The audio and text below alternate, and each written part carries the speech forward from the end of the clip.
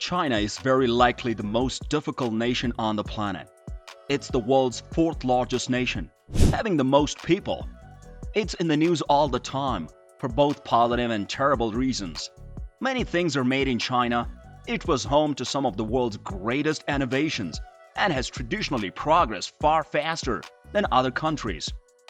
China is an ever-growing economy with a mix of old temples and grandiose skyscrapers, is a nation you will love and loathe due to its contentious stance, at least for certain people, but also its tremendous beauty. With 1,000 years of history and creativity, China is recognized for a plethora of amazing stuff. In this video, we come up with a list of 10 things that you are not allowed to do in China. Welcome to our YouTube channel, and before we begin towards video, don't forget to hit the like button, share the video and subscribe to the channel. 10. Never ever take a compliment with grace. In the event that you express your gratitude to a Chinese host for a delicious lunch and get the remark, "No, the food was very bad," you may find yourself at a loss for words. When you tell a Chinese dad how brilliant or attractive his kid is, he responds with a rebuke that goes something like, "No, he's actually dumb," or "he's not very attractive at all." These folks aren't being malicious, rather they are being modest and nice. The moral of the tale is as follows: pretend to be humble even if it costs you your life. The Chinese appreciate cultural sensitivity, so as a bit less bragging and self-congratulatory word go a long way toward earning them over. Number 9. Never put someone's reputation at risk. One of the worst things you can do to your Chinese friends is to publicly ridicule or otherwise disgrace them in any way. They will lose their dignity if they do so. Don't point out a mistake or shout at someone in front of others unless absolutely necessary. The good news is that by complimenting someone and offering credit where credit is due, you may really assist them in gaining face.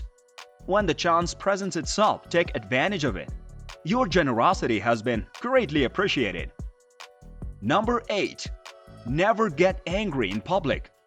In China, public shows of anger are discouraged and are considered to be very difficult for the locals to cope with, particularly when the ones inflicting the fury are Western visitors, for example. This goes hand in hand with causing someone, typically the Chinese host, to lose face, which you should want to avoid doing at all costs. Foreigners should remember that the Chinese put a high value on group cohesion, so they should strive to swallow hard, be courteous, and cope silently. Number 7. Never address people by their first names first. Chinese people use first and last names in the same way that everyone else does. In China, on the other hand, the last name is always given precedence. It's also the case that the family and the collective as a whole takes priority over the individual.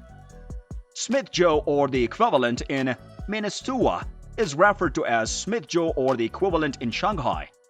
If a guy introduces himself to you as Li Meng, you may confidently address him as Mr. Li rather than Mr. Meng to avoid confusion. Those in the Chinese community, in contrast to the people in the Western world, do not feel particularly comfortable addressing one another by their first names. When it comes to the guy seen above, for example, only family members and a few close acquaintances refer to him as Meng. They may, however, prefix the family name with the prefix Lo or Zio to indicate familiarity and intimacy with the family. Young Chen may be referred to as Zio Chen by his older acquaintance Lo Li. Number 6. Never take food with the wrong end of your chopsticks. So, the next time you sit down to a dinner table with a Chinese host, you will notice that the serving spoons for the several shared dishes are absent. Due to the fact that everyone feeds themselves or others by flipping their chopsticks upside down to take food from the main dishes, before placing the food on individual plates, this is the case. Number 5. Never drink alcohol without first offering a toast. Chinese banquets often contain 8 to 10 courses of food, as well as copious amounts of drink. There are times when you drink rice wine and other times when you drink industrial strength Maltai, which has been known to send a foreigner or two under the table in no time. When drinking, one method to moderate the pace is to adhere to traditional Chinese etiquette by always proposing a toast to the host or another person at the table before taking a sip yourself. This is not only stops you from consuming too much alcohol too soon, but it also expresses your appreciation for the host as well as your consideration for the other visitors. Number 4. Never let someone else pay the bill without fighting for it. The majority of the Westerners are taken aback the first time they encounter the many hectic and boisterous scenarios that occur at the conclusion of a Chinese restaurant dinner. Now, when the payment is due, everyone is just doing they have been told to do, fighting to be the one who has to foot the tab, attempting to pray the banknote out of very hands of the person who happens to be holding it is considered excellent etiquette among the Chinese people. Depending on the situation, this might carry on for many minutes back and forth until someone wins and pays the bill. The willingness and eagerness to pay is always appreciated. Number 3. Never show up empty-handed. Gifts are often shared among Chinese people, and they are not just given on the special occasions.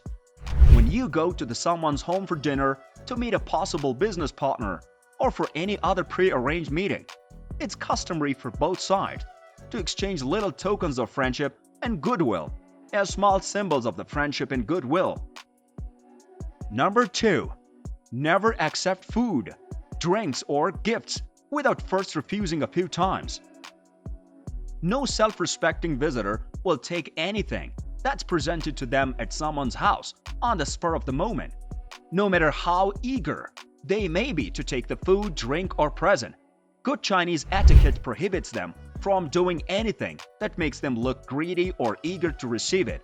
So be sure to respectfully deny the food, drink, or gift at least a few times. Number 1. Never take the first "no thank you" literally. If they're really hungry or thirsty, Chinese people will reflexively deny food or liquids a number of times before giving in. Never accept the initial "no thank you" as a direct refusal to cooperate. Even if they mention it once or twice, make a second effort to offer it. Excellent guests are expected to decline and offer at least once, while good hosts are expected to extend the offer at least twice. This concludes today's video. Hope you like it. Thanks for watching, and remember to like, share, and subscribe.